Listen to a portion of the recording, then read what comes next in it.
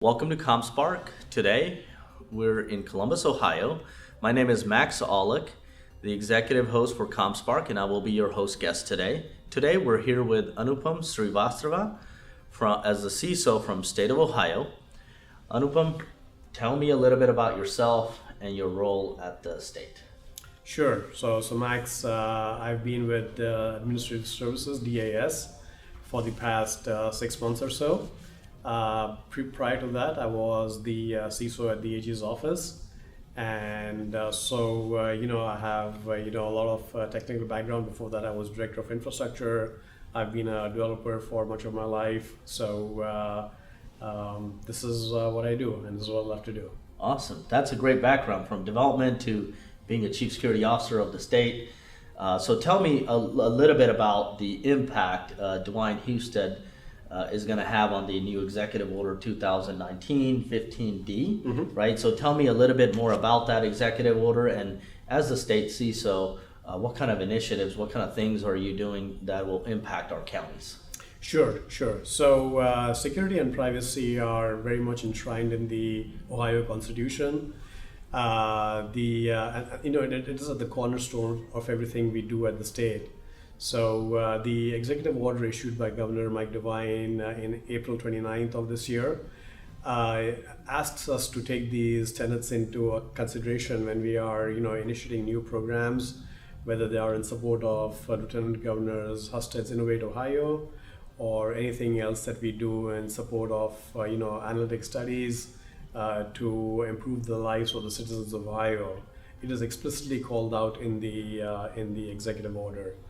The state is already subject to many regulations because we carry a lot of data that is regulatory data. But beyond that, we do try and apply the same or higher, better controls to the data that we manage on our own for the state.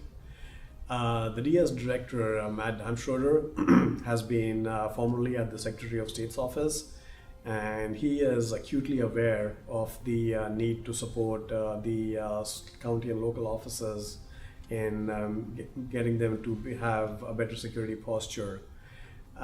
He's very supportive of our efforts to work with other agencies in the state of Ohio to improve the security at the local level, that's most likely in partnerships with the other agencies like Homeland Security, the National Guard, and so on, to do exercises, tabletop exercises, do other preparation training that will help us in the case of an eventual actual incident.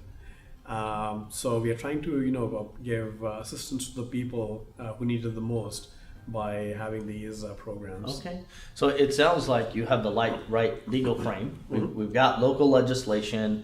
We're evangelizing a little bit, trying to bake in security. You mentioned analytics, baking in security into new initiatives. And then really taking it to the counties, your comment of helping people that need it the most, right? A lot of the counties, they don't have the resources. Right. Very difficult to hire a chief security officer today. We'll talk about talent gaps later on, but that's awesome. Within 6 months, that's quite a bit of initiative, quite a bit of progress made. So my next, question is a little bit more on the tactical side, but what are some of the things you're seeing out there as a security officer leading the state? And what are some of those vulnerabilities, and what are the measures you're taking from a state standpoint to prevent or detect some of those things that might be happening? Right. So what we see is that BEC, business email compromise, seems to be and continues to be the number one attack vector that is being used to harvest information from people at the state. Whether it's trying to trick people into giving up their credentials by taking them to a fake login page. Whether it is trying to get people to click on links that may download malware on their systems. Whether it's issuing fake invoices. Like the phone calls, the Nigerian hacks, or the emails. Absolutely. So it sounds like there's a lot of that kind of activity that you're seeing at your level. Social engineering, as we call it, or phishing. Yes. What are some of the things that we're we're doing about it, and how can we get in front of some of those things? Right. So the best way to counter this is by user awareness and training. Okay. So the state has a program whereby the people in charge actually run phishing campaigns where they will send out emails that are obviously not legitimate emails, and they will ask the users to report those as fake, and then we see what the success rate is in people not clicking on those emails. Okay. But the thing with that is it takes a long time for that to sink in for the end users. Right. That's not something that you can do overnight. Overnight, yeah. So it takes a while, and we still because of that have to stay ahead of the game in terms of trying to find methods to catch situations when they occur, so that there is no compromise of the state's assets. Right. No, that's a really hard problem to solve, right? Anything that involves humans, Yes. right? It's really hard to even automate that or put some sort of a governance mechanism in place to prevent, but then we learn there's always new ways to trick a human, right? And the scammers are very crafty in making their emails seem legitimate. It's a business on the other side. Absolutely, right? It's a business on the other side. So. Absolutely. Whether we've heard the stories of Texas and other states where people the counties have been impacted severely, and it takes a long time to get them back. That's happening quite a bit now. It is. It's on the uptick, right? It is. It is. There's money to be made for some people, and it takes. We don't want to put people in the place where it takes them a long time to just recover and get back to their normal business operations. So trying to prevent that as best as we can is one of the missions that we have. Awesome. So in order to kind of solve the mission and serve the mission, talent is always a big problem, right? Yes. And every organization is facing it, but from a state's perspective, what are we doing to fill our pipeline? Yeah. How are we bringing young people in that can actually serve as different types of security analysts or different type of security professionals? Sure. What's the state doing about bridging the gap, the talent pool? Yeah. So you hit the nail on the head out there, right? I mean, we all have seen the numbers in terms of the challenge of recruiting the right folks into security organizations, and the state is no different in that regard.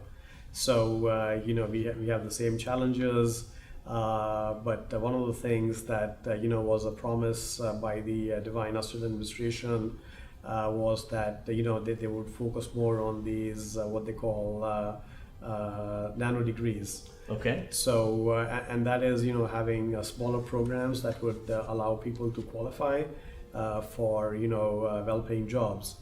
At OISP, the Office of Information Security and Privacy, there has been an apprenticeship program that has been useful in training up people. Like you said, young people looking for work in these fields.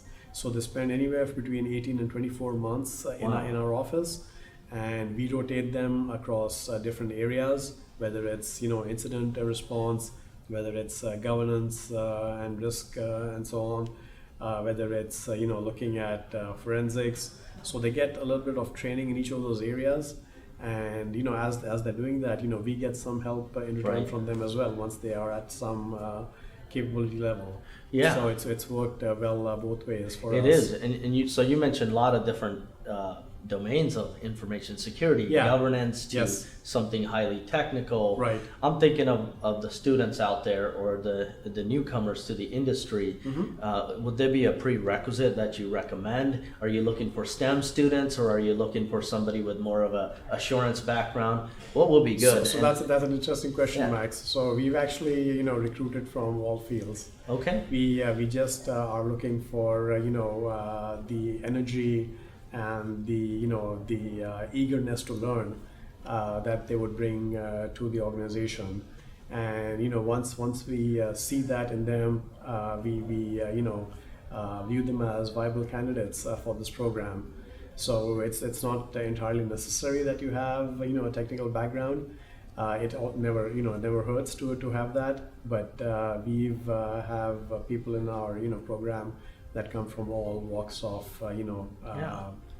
all kinds of backgrounds. Wonderful. So passion is very important. It is. We gotta love the job, right? You gotta love the job. You gotta love the job. Yeah, this is not, this is often as being in the security industry yourself, it's not an 8 to 5 job, right? Right. It carries over, and you have to have the this drive and desire to be able to do the things that are needed when they're needed to be done to take care of issues. Awesome. Thank you, Anupam, for joining us today. Thanks, Max. So for more information about this interview, please visit us at comspark.tech.